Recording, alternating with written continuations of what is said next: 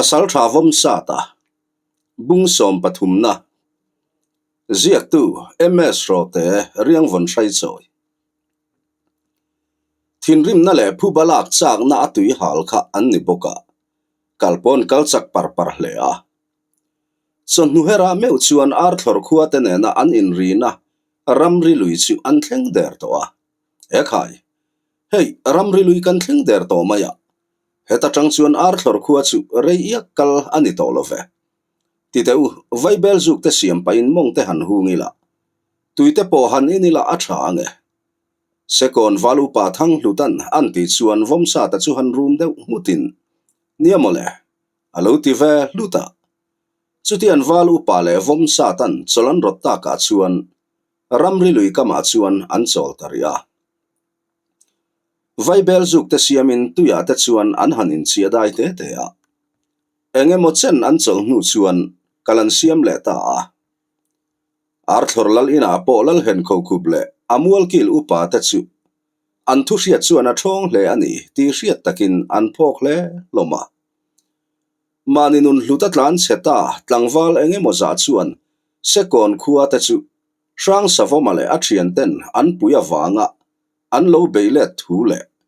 an pasal tha lam suak le ot zathang po an thi ba ka tlangwal tamjok an thi thu an soimeu chuan an chapo na tlang chu ron niamina om don ta ti chu achiang ta hle mai soimai tur hrelovin an kun ngai hloma chu lusei ngum kha kho hlau chuan in tlan cheduai duai mai ni mo lal hen kho khupin an ti chuan tlangwal pakhat chuan lalpa tlan chian mai lo chu ti theidang kan nei ngang lovani silai fung enge moza an nei ni in kan ria pasal thalam suak po kha ka hlumani nge ni tuna chuan kan khua himin ron lu chu mai lo nan kan ve na nga yani chu bak ti thei kan nei talo ati chuai raya ani chuan tlangau pa rang takin mi pa om zong zong lal tuala kalkhom vektur ti thu vaw to tuna rang takin lal hen kho khupin an ti tur chuan tlangau pa chu rang takin a chuang ngal vuta lo sul ho hun lai vela an khotlang awin mi pa om zong zong lal tuala kalkhom vektur ti thu aron aw tak lo lava chuan khotlang chu an ral khel ta hle mai nu nau te phei chu an chi ai ti ti ngal mai renga atara zurin mi pa to phot chulal tuala an kalkhom sapa tlangwal pa ngai tak phei chu somthum or bak anom ta haulo ma se kholian ti taka pavalai le rol thar rual ral ramala chuak chi silo chu an la thahnem ang reng tho mai lal hen kho khup chulu ka sanga dingin om zenei takhian thil om zia an soya lusei pasal tharual nun rong takle lai na nei lo ten an khuwa chu bei tumin an ron pan mek arin thule he thila amazing hlap tu ber chu rang savoma ani thule rang savoma chu tu mai point arem chan dan anga tha mai tur ani thu chu an soilu lunga an lalpai nan bo ruak om zia an soita ka chuan an thum hak loma tun ma atanga an lo ngam sa to an thu hnuaya an lo da fo thin sekon ho tele rang savomale achian te chunga phubalak mo chu an chak to ani chuti lain an ril rukap tlat tu pakhat chu rang savoma an ti hi engtin takron che ang moti mo chuni lenglen ara khuang thliaya ar thlor khotlang po an bo ruakin azir lo mawang chuan an re thap maya kolaya vak chuak reng anom lo pavalai le tlangwal rual ti lo chu kholaya tu ma mu tur anom lova rausan khuang rimin an re thap mayani ral veng po an in da uluk hle mai boka chuti lai mekin vomsa ta te point ar thlor kholu ba ngo chung chu an thleng der to a chiana engtin nge kan ti don le kan mel ho chu kan lu chu ngal top mai don em niang to na ti chuan ngoi ta chiana tong pong bo ngot chi chu an ni hau lovang ko bi fia turami kan in tir masak zet lo chuan a thalovang khang tlan dar ta te khan khuwa an thleng to ni phei chuan an chin an soi nge yanga an lo in ral ring hle turania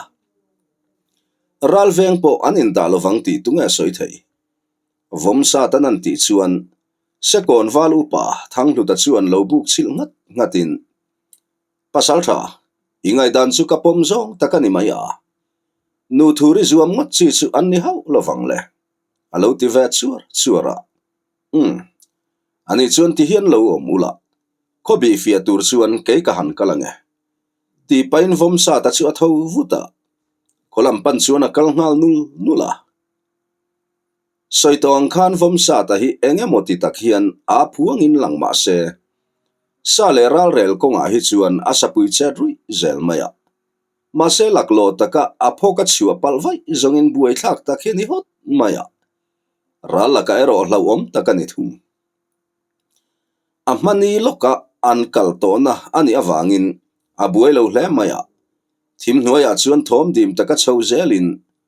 kot chua thlen ma kong chak thing lian ang reng tak bula thlen lai chuan mihring phun sep thom a hreta vom sa ta chu han ding datin thoma hriat na lam hoi chuan a beng chu atun ngal hra thom dim taka hnai ngal hriavin anuam done ti sup pain anui deuh suka engemaw chen thom dim taka tol chho hnu chuan chumi ta thu sei chu a hra thei ta kan lu sei ngum kha kho mai chu zanin hian an ron lang don lovem ni le an ngama ni le ron lang sela ti nia kan lo sai dop mai tur la ni pakhat chuan an ti deuh bula nia an ron lan don tho chuan ron lang thuai mai sela kan ni tur ang chu ni thuai la thatur mian ti buai hle ani pakhat chuan a lo ti ve bula chutia mi pahni an ti sep lai chuan pakhat hian khai ti chiam na hun ani lo hi ngoi to ro tuna po hian khoi ange anom ti po kan hriat lo hi phim khur hle ro alo ti ve ta ka chuan chumi te pahni ti lai chu an to chata mel ho min ngam ve sak hle mai mo indu chin mudon khopani lo ngoi tak ro tuna tanga rei lo te a hian in ni tur ang chu in ni nge yang le vom sa ta chuan an ti deuh supa a zepa ngai chu ron chuak le to in chumi te ho om na lam chu mel ku chung hian an nui vura in zawai khan in ril ka phordon khop ati bul to maya chuti lai tak chuan pakhat chuan thian to ti khan lo om lok to ka zuin thiar lokang ti pa tho thurin vom sa ta om na lam chu aron pan thata maya vom sa ta po rang taka abula thing chu phen ngal thuain achem pui hum chungin ading ngal chata chu pa po chu ron chuk thazelin vom sa ta biruk na thing bula chuan aron in thiar ta duain a thei saum thre chu anam deuh nge ni don vom sa ta po aner suk maya chuta thiana va thenam deuh vele thi sup pain nalua om lo chuan chu pa kun kut lai chu asa ta chor maya chu pa po chu thotin abok ngal ropa a thei saum thre chu aleng dar ngal chuai mai bok drop lutuk ti sup pain vom sa ta chuan voi thum vel an sat non le saka chu pa po chu leng uin an nu ka tha ta vom sa ta po rang taka in sa seng vatin ral veng ho te om na lam chu apan chho le ngal thuaya kan thiana chu ava in thir rei to vele apu manuam lo deuem ni don pakhat chuan an ti deuh bula akal chawani khale alo let vele mai tura nga yang pakhat chuan alo ti ve supa engemaw chen hnuah po an thian pa chu alo let tak lova chuan pakhat ngai thalo chuan thiana kan thiana kha kan ngai ven angai don ani an ti sup chuan nia izungai ven mai don em niang thiana nen hian kan lo omange pakhat chuan alo ti thuaya chu vele pakhat chu an thian pa in thiar ngai ven tur chuan a kal ngal vuta vom sa ta po om na tanga in son ngal thuain chu pa lam chu apan phei ngal hriawa vom sa ta in siam rem le tur chi chuan thing tang ro arab tliak pal tatlat mai chu vele achak loka alam pana ron chuk thlamek pa chuan thiana vain thiar rei ve ipu manuam lovem ni ngai ven ngai khop khopai om tak zovato kalong ha kang se aron ti suwa vom sa ta po han ngoi deuh vangin chan lo top chu tikin a hrelo deuh nge ni an lo ti ve ngota chuta chu pa lam chu achem pui hum nget sau savin apan chhota chu pa bula thlen chuan a thim boka mel in mu thei hek lo le van ri vele chu chen hanin thiar ngot mai tiro kalang ti pain chu pa chu tho thura chu vele vom sa ta chu che ngal thutin achem chu an vai ngal zoka chu pa po chu deuh thotin abok ngal ropa rang lu tuka bok zuin dim doina om hau lovinan sa non le chora chu pa po chu azal zui ta dera tuna chuan ral veng pani bak an om talo ti achiang to boka lu chil ngal tumin thom dim tak chuan apan chho ngal riawa ral veng ho om na zon a thlen chho chuan an ding deta thoman ngai chang le vanga kan thian te pani chu an vamak chen vele engan ti ta nge ni don ain thiar zok la rei bok a ko tu polem chuang lo pakhat chuan an ti deuh bula pakhat zok chuan ningot mai alo ti ve baya om na tanga tho thurin nui deuh suk pa hian chumi te pani om na lam chu apan pheita chumi te pani om na thlen chuan vom sa ta chu han khu deuh kharin pakhat chuan kha in lo thlen chho thei mo in vari vele alo ti ngal bora vom sa ta chu ngoi deuh vungin ti hlut pa hian chu pa lam chu apan phei ngal thuaya hen pu khonga thiana chu pa na ti rual chuan vom sa ta chem chu phe ngal vuin chu pa chu arak ngal thota chu vele abula om pakhat chu rak thotin ti pain vom sa ta chu abo phei ngal ruk maya vom sa ta po lo in ring man bi khek lo le chung nun zok in chu in an in buan ta thial mai le dokhan chem khami pero ti in chu pa chu au thata dokhan la vom sa ta sana wangin che thei to hek lo le thisen nen amukoi zui to maya chu pa chuan vom sa ta chu arek betlat to mai si vom sa ta tan po ti ngai na wang le ani achem la amaron bo tu pa in khatia aron bo pheitak roka khan a thlaudai to mai boxi andap ngial po in adap fu thei ta tlat lo chu pa la chuan room hut chung hian ka that don khopche ti pa kher bet savin arek na tu to maya vom sa ta tho cham ti to chu mengpul ru chungin azoi ti chu ni der to a thanei zong som khoma an tal ngial po in chu pa chuan aman fu kher em boka omzia a om ngang lovani atom nan ti in vom sa ta chu thei to pin an tal le avan nei ai nge ni don do khen fei chu adap fu ta hlau mai le arang lu tu ka ban ngal thuain amarek betlat tu pa na ka chuan achun ta hroi maya chu pa po chu tre ngal thotin a thla chiang hle athin rim lutuk chu an tong chuan ain ro saku ka vom sa ta po tho kokin akhu bor maya muang chan na chi anilo ti ria in pai khat chunga tho tharin achem chuan dap ngal thata achema mu chuan chu pa lam chu pan phei ngal thuain kha hei hi chan tok ti sup pain achem chuan vai ngal zoka chu pa po chu le ya tlu ngal nokin aleng uya mai che chuan ti pain an sat tak mai chu asa chom ne hle ani chuta ami be pakhat zok lam chu pan phein chu pa ero nukla tha chi si lo hian alo la let nga ta nang po hidam tla ki ni lo fe ti pain alu chu atan sak zui ta athil tian zo meu chuan a chaw hle nei ti hriat takin tholop chung hian a thu zoi noka ma se rei tak chol man ani tlat lo an unaw te chunga lal rota chia khua siam tu te zirtir na petur le andam kho chuanan an be trau ngai mieu sia kan thiana chu rin ai taka thang rei tak phian chuni ayang chu hria ni mo che fu ta chi lo nge ni don tonan anti chuar chuan buala chu han nui sukin kai kan thiana hi chu zemak deuh mai nei hian ni rova baka ani hi zong tiang ko nga hi chuan angai tuam lo thin khamo alo lang ve trep to tura nga yang ti in alo chang thuaya chutia eng emo soya anlo phun sep lai chuan vomsa tapo ron lang hlolin ekhai pasal tha enge chanchin athan melem ti in sekon valu pa thang lu ta chuan alo zot vora vomsa tapo han room de mutin tuna chuan buena kan nei to lo ve ti kha chuan kan du hun kan che chuak thei to ang an ti chuan heu chu thiana ral veng an lo in da ni mo nang mai ni ching fel le pekani mo mi te po ron hril tur chelom le to na chuan alo ti ngal thuaya alak lo emani an tam lofa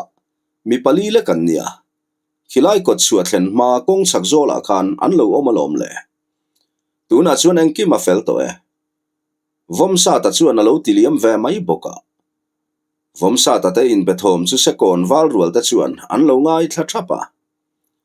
chutia ral veng pali lai mai ama chawa anda thavek thei mai chu makan ti in rap thak an ti hle maya vomsa ta chu an ngai sang to tak zetani tuna zet chuan an hlau thon na le an zam ruk na thin lungzong zong te chu da tha in an chunga lal hrot thin tu ar thlor ho te bei hun tur mo chu vomsa ta zara an ngak hlel zek to ni chuti ani chuan pasal tha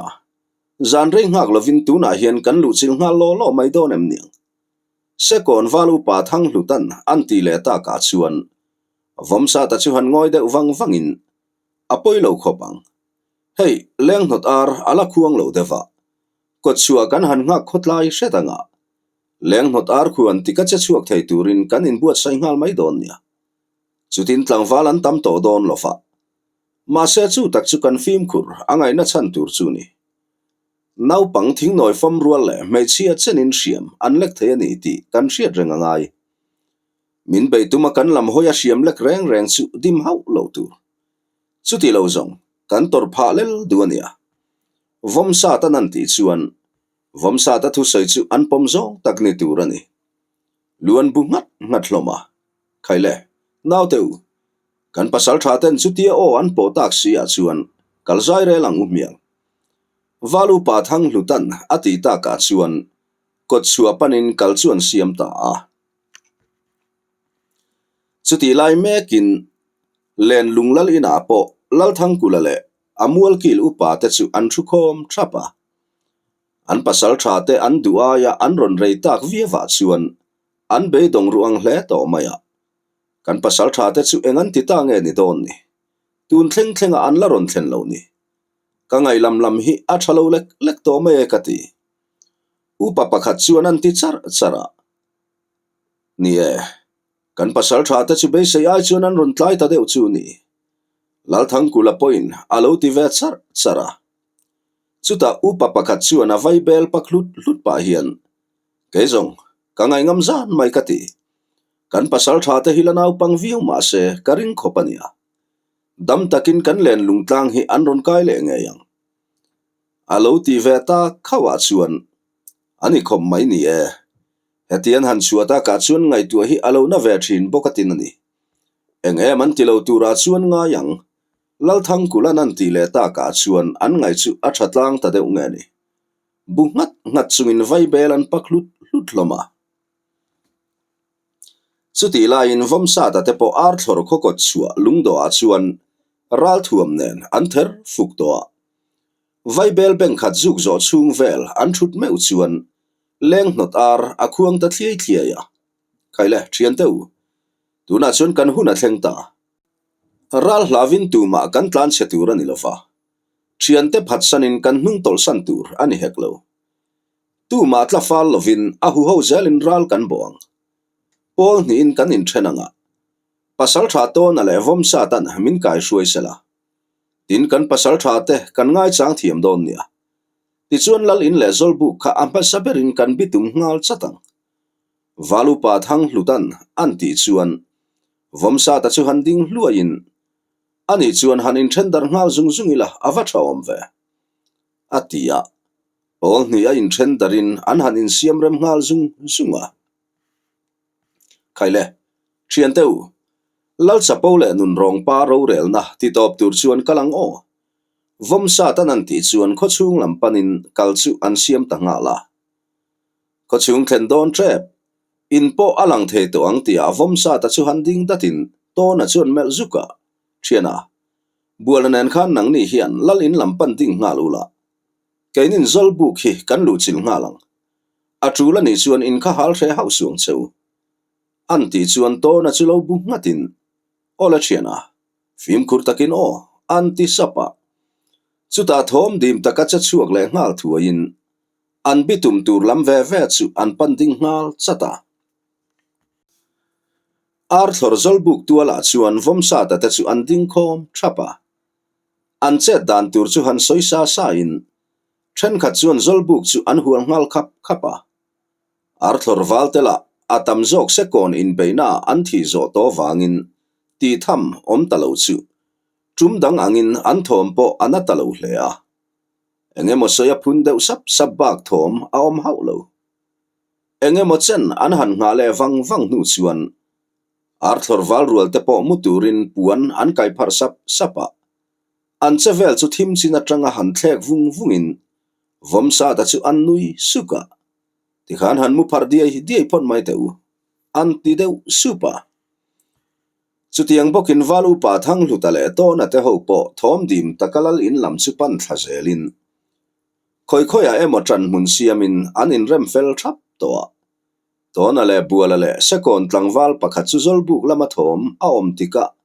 lal ina zuang lut ngal thei turin lal in kai tren bula chuan silai chengkau sa in an om veran mai bok chuti lai mekin len lung khothar le kho hlui in kar ram ngo duk thim rui nuai a chuan lal zahua ta pasal tha ro lenga le akoi te panga vel chuan chun zan soi lovin an pasal tha kol room ale akoi te chin hriat tumin an zong ngat mai boka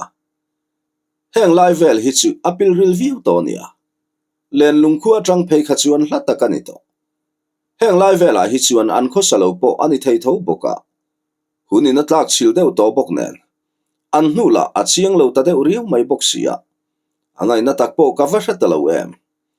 ma se chu tia han khuang cher bo top mai chu ni thein alang si lova lu zong an ti hai ngai mai akati ro leng an ti chuar chuan akoi te zinga pakhat chuan ku ro leng isoi chu di khop mai heng lam lama te hi chuan an kho salo po ni theya kan piango mar chaklam hoi setamual in kho khamrui mai lam khan ke zong kamit zuhan latlat peka alo ti ve khava pasal tha ro leng a chu han room deuh hmutin thil ni thei chu ni tho maya ma se helama hian an hnu chu kan hmu si khale eng po ni se khu han var sela heng lai ram vel hi uluk deuh zokin kan han bi fia lenga kan hungang lawani tak le kan top sanri mai aniang chu pasal tha ro lengan an ti le sup ta ka chuan akoi te po chuan an lo buk chilve ngata chuti lai mekin len lung pasal tha pathum tele sekon val rual te poin an ma loka thi na le tra na lo thlen hun tur chu nga kin an ral thuam an hum ngat sau sawa he thil hian eng ang takin ngong neyang moti chu don phak ve ma se an ril runat na le phubalak cha ka an tui hal na ti re nan chuan thi sen chau lo chu tling zo omin an hretlat lovani poi soi lo nu naw tam takin an torba ka mei thai fahra engemoza an om le ngei dona tuna po an om sa reng to sia zan lai bo ara khuang ta al mai le chuta vom sa ta chu han ki ai deuh sukin khaile thian deuh tuna chon kan hun tiam a thleng ta zolbuka kan lu tanga then khatin zolbuk hi kan hal ngal don nia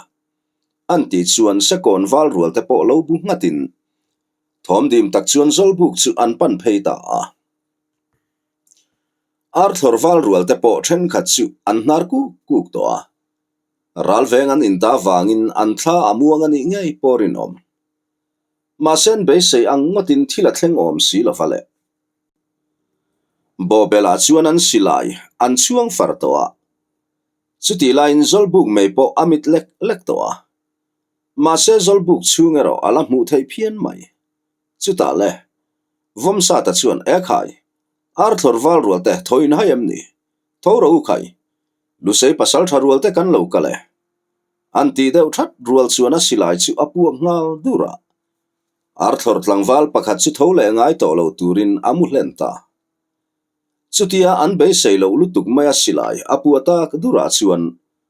arthur wal rual te chu rak deuh that chungin an tho ngal sapa ma se chu ero an khovel eng mu tom na ani don ta sekon wal rual tengen mu le thalfang chu thlok chuang ngal zain arthur wal tho chuang masa apiang chu an thlep ngal noka silai han so le na man om to hek lo le khaile thian teu ke mani le kan u nau te tan o ti paina kol zala tanga achem pui siam baklar mai chu phorin bobel boliamin arthur wal rual te chu asam tamia mai le kha ke ma sang savoma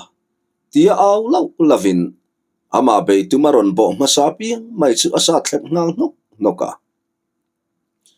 chutian ho tu pa ber bobel boliama ral ho zinga azuan luta ka chuan sekon valte point an chempui phorin arthur valte chu arem dan angin an sat veta mi mai thinrim na le phubalak chang na atui hal kha an ni to boka zangai na ti vel chu hlat takani ari khian an ri chok mai ani chuti lain sekon val pon lama om te chuan zolbuk chu vomsa ta soi angein an ron hal ta ngei mai le zingthlifim chuan a tran pui emoti turin akang thadu hle mai karlova zolbuk chung chu ain hlap sen ngal zuaya zolbuk chunga mei khu atam ta ka chuan vomsa ta chu han au deuh thatin khaile pon lama tol chuakang o an ti deuh that chuan rang takin pon lama chuan an tol chuak ngal thuaya arthur wal damla om chun te ero chuak ve man to hek lo le mei khu hakin an khu ngal bora karlova mei puya chuan an in vuiliam don ti chu hei hi ka beng ti tlukin an chiang hleng le ma se an tan ti ngai na a om ngang si lovani an wang khoro pui sale ral ka po an lo muan pui em chuan be to kani ti an han hriat meu chuan khotlang mi pui chu mang ang thlabarin an rak chel chula nutling mang ang aw rol le nau pang thlabar trap roi thom chu muntina achuang nal supa patling thin rim in ro sa thom le na tur chiu vong thom la hriat tur awm zut mai bok zolbuk lama silai apuata dura le zolbuk kang puak thak thoma chuan to na le buala po rang taka cha chuak ngal thuain lalin kong ka pui chu bo thangal rokin lal hen kho khup le anu pui fanau ta chu an tham ngal zota lal hen kho khup fapa pakhat zok pasal thave tak mai zolbuk kailo zan tak alo ni kher boka khatia apale afarnu te ho khoi khuale tuitenge ti po a hriat lo pasal tha pathum ten an han phi thluk tak thuai a chuan lalfa pa chuan che tho thutin buala hnunga ding an hnung zui tura anti sekon tlangwal feken chu sak tumin abei tamaya sekon tlangwal la abei sei lo lutuk thil thleng ani awang nge atal buai ta tlat mai lalfa pa chuan a feken chulak saka han chun tlang hroi atum lai tak chuan buala silai chu puang ngal thorin lalfa pa chu thluak bonwai hian chuata chuan alom ngal topa lal hen kho khup nu puile afanu te po an trering le che tho su kan ti lo chewem ni nga nge lululin han chua khang la ni nang po kha pial ral kai ve nga li du ni lo chuan che to hleksu ani lo vai zong in pial rali kai nge yang tonan an ti deuh that chuan khoi khomi le sa phiang sen nge moin ni chu le keilal ro pui hen kho khup chunga hriam lek ngam chu induin mulo khopang le aso khok le tur hi in sha chiang meu mo lal hen kho khup chuan an ti vin ve thaka ka shil khopang che lal suak sual pa ke ni hilu seilal dar khu ma pasal tha len lung khomi le sa te kan ni e tuna hian kan u naw se kon ho te phu ba chu kan ron lata ni hi I pasal tha le tlangwal te zong zong I chan na te kha kan ni tuna hian kan thian pa rang savom ma chu ron lut ve tre pin karing ani ron luti ka chuan damini chuangu tange mo chu ilunga ni lo point iril hi chu aphor du nge in karinga to nanan ti chuan lalhen kho khup chu ameng phok na sata hle mai rorel na tlanga nge po aming an lo soilan photo lu sei pasal thabuluk le ro rum sang savoma han ma chon meu chu azuam lo mai ni lovin athisen in angam ngang lovani ange ading sai ta hlak mai chuti la in vom sa ta te po lal tual lampanin an ron tol thlave zela lo be tuma siam le ka piang mai chu an hnim nem sam mia enge mo changin silai apuak le dot thin boka an ban pha ka piang in la an hal ngau mai bok chutiang bokin sekon valu pa thang lutale a ho te po an chena hem le a zamna le tim na om hau lovin ar thor val rual le mani kho chan na na siam lek pavalai le rol thar rual te chu an sai le top mai ani enge mo chen an in be nu chuan in be na point awang lai apel tranta kholaya ruanga let pheng phunga thisen aluang koi ze zui mai bok enge mo chen an in be le nu chuan kol po ayang tranta vomsa ta chu han au deuh lau lavin ar thor khuwa teu in zavaya nun chan vekin du ni lo chuan in pe mai ro chuti ani lo zongin in vai mang nge yang anti deuh thata chuta vomsa ta chu han au le deuh thatin kapu tikhan lo buai puita ula lalin lama ka kal thuaya nga ye ti pain lalin lam chu apan ngal thuaya vomsa tan lalin alu don lai tak chuan to na te chuan lal hen kho khup le anu pui fanau te chu pon lama anon hruai chuak ve meka wai kha thian teu kanar thor lal ro pui muwan lai chunga leng chu in ron hnuk chuak theimo ti pa meng bial pup chung chuan lal hen kho khup chu an mel kuawa ama ading ama en kuo chunga nui ke hai mai le mel enalana pangti hriat tak rialam lek pian nal taksi thisen kai luai mai chu thip fe a han melin lal hen kho khup chuan naw cha hai an tiram deuh muka vomsa ta chu han nui vurin lal ngum khak pa tuna chuan I ro puina chu ti to pin om don ta mo tuna chuan khuanu hian anung chon to chen nge yang ti sup pain chik fe hian an mel rula tikhan ron hruai chuak tak ro a kho kang lai le kholaya ruang zo zai te hi mu vero se ti hluk pa in hervutin pon lama chuan a chuak le ngal vuta kalro laldu ampa khangai khani kha len lung pasal tha rang savoma chu tonan an ti sup chuan lal hen kho khup chu aphu chiang hle mai tona chu han mel vutin ani khamo rang savoma chu phok fe hian anti ba de unia ya ni phiang sene nga nge khatia ilo chan ngot mai ni alo kirle tika chuna poi vieng mai the ani tona chuan anti de luka lal hen kho khup chu ain ngai tu na sa hle ani tuna zet chuan ar thlor tlang chu chumi tuk jing ni chuak chuan in kang bang khuvung vungkara achun sen phuta tlom mai du bik talo chu dam chuak an tlem hle ani ti tak ar patui hala an han tran ngil poin sekon val rual le len lung pasal tha te thin rim na le phubalak chang na khat tlat to han sapatal vel chu dang zo hek lo le andu wang ni hau lovin lu ka sanga tanga chempuya chuk tu aran chungin lal hen kho khup chuan tlom thu aw chua pui ta lau mai chu vele sekon valu pa thang lu ta chu khaile naw teu tuna chun kan ar thor lal nai sai lova chu atlom ta du tok to ro le tina aw ngal lava ar thor rol thar pakhat abeilak lo lai chip sama tham chung hian vomsa ta chuan valu pa thang lu ta chu an mel kuawa ngoite he chu lak lo riau mai ti pa anui ke hai chung hian ka ma hi kan len lo longe ti supin a rok chu an zai sak ngal bora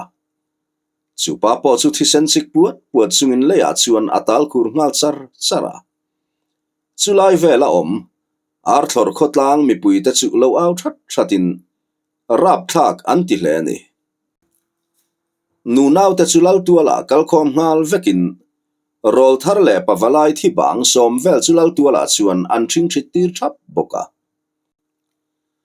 lal hen khoku tuna hian thil pakhat chia kadil don cha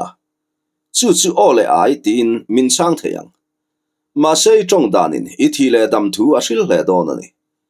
ti pa vom satan an mel ku chuan lal hen khokup nu pui fanau te chu hlavin an lo khur laka pasal tha idu chu han soi takro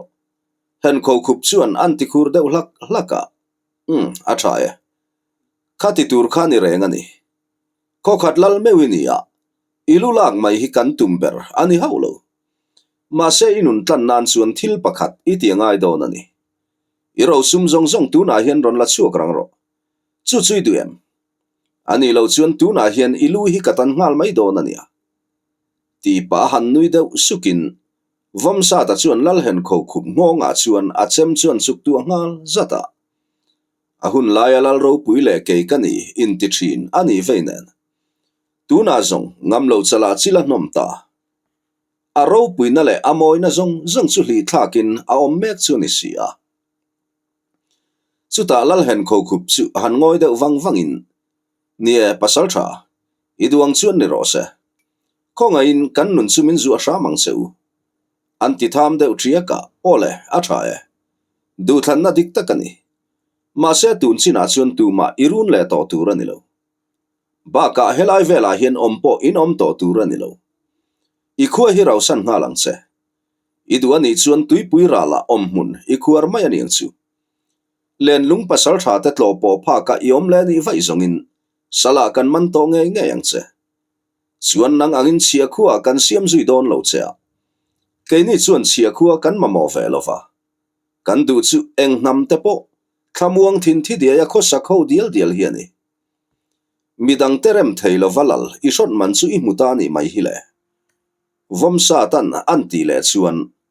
lal hen kho khu po soi mai tur shelovin akun ngai mai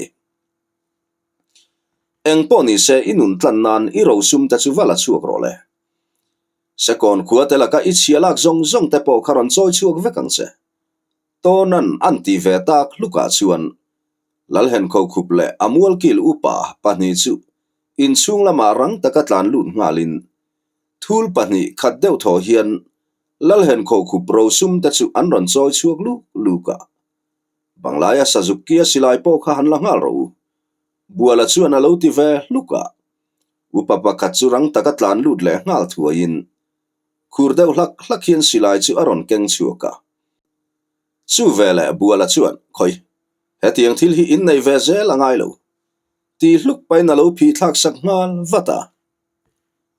khailen auto kan ti tur ber kan ti zo to boka tuna chuan kallam kan hai to mai donem niang ole in hliam te hi kan lo om pal mayem valu pa thang lu tanan ti chuan tlangwal pakhat chuan pathang lu kan him veke an ti lau lava e khai avalo mom em ani chuan nau te u lam hlakal tur te kan ni awangin inral tha te kha an lu vun hlep thlaula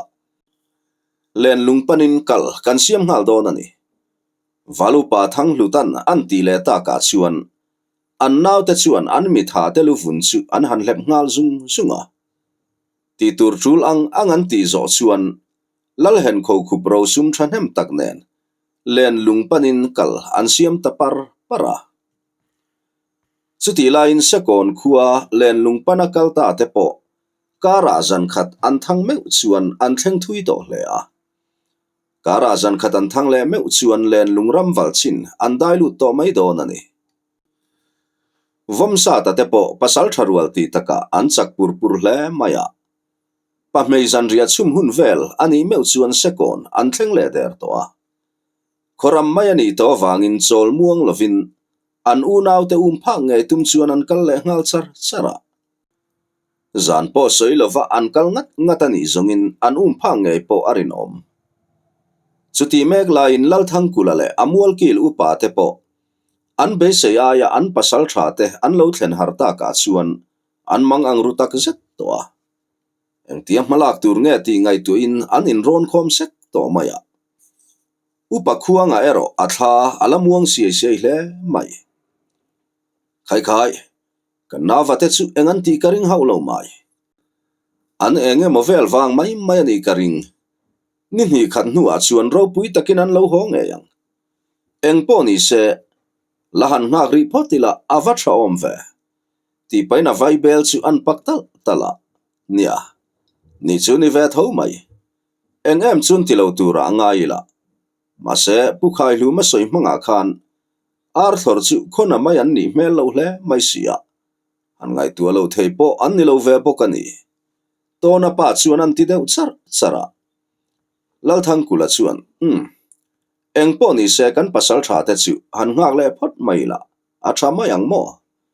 ma se ni ni khat bak lo liam chu kan ngak thei to lo fang